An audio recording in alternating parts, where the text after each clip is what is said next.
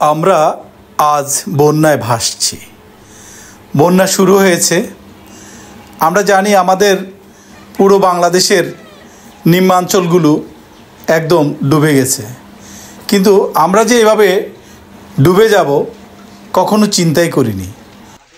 আমার জীবদ্দশায় আমি কখনো এইরকম বন্যা দেখিনি, কারণ আমি গত প্রায় 30-35 বছর কখনো বন্যা দেখিনি যে এভাবে ডুবে যাবে।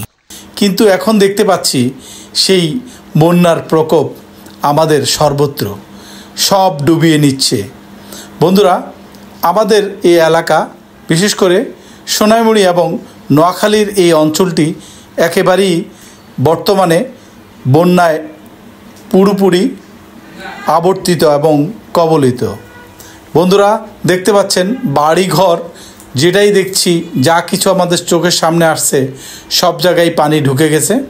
গ্রামের যেই জায়গাটুকু আছে অর্থাৎ ঘরটুকু, সেটুকু ছাড়া আর সবগুলোই কিন্তু মোটামুটি ডুবে গেছে। মনে হচ্ছে যে যেভাবে বৃষ্টি চলছে আর 1-2 দিন যদি বৃষ্টি হয় তাহলে সেই ঘরের ভিতরেও পানি ঢুকে যাবে। মোটামুটি রাস্তাঘাট, স্কুল, কলেজ, মাদ্রাসা, মসজিদ যা কিছু আছে সবই ডুবে গেছে। বন্ধুরা, দেখতে পাচ্ছেন এখানকার মনে হচ্ছে যে এটা একটা বিল। আসলে এটা বিল নয়, এটি হচ্ছে রাস্তা। রাস্তার পাশের সেই ক্ষেত যেগুলো একেবারে উঁচু পর্যায়ে ছিল, এখন অত্যাধিক পানির তোড়ে সেটি এখন ডুবো অবস্থায়। এই স্থানটি হচ্ছে নোয়াখালী জেলাধীন সোনাইমুড়ি থানার অন্তর্গত পদুয়া গ্রাম। এই গ্রামটি বদ্বীপের মতো। এই গ্রামের চারপাশে কিন্তু রাস্তা আছে। বন্ধুরা, দেখতে পাচ্ছি যে পুরো গ্রামটি ডুবে গেছে। এই বন্যার কারণে অনেকেই, বিশেষ করে নিম্ন আয়ের মানুষগুলো খুব কষ্টে আছে। তাদের জন্য কিছু করা দরকার। আমরা যারা বিত্তবান আছি এবং প্রশাসনের দৃষ্টি আকর্ষণ করছি, আপনারা একটু এই বিষয়গুলো দেখুন, আসুন দেখে যান এই অঞ্চলের কি অবস্থা। আমার জানা মতে নোয়াখালীর এই অঞ্চলটি একেবারেই ডুবো অবস্থায় আছে। তো প্রশাসনের উচিত এবং প্রশাসনকে বলবো আপনারা একটু এই বিষয়টি একটু দৃষ্টিপাত করুন, এই অঞ্চলটি একটু দেখে যান। এই অঞ্চলে পানি নিষ্কাশনের তেমন কোনো ব্যবস্থা নেই।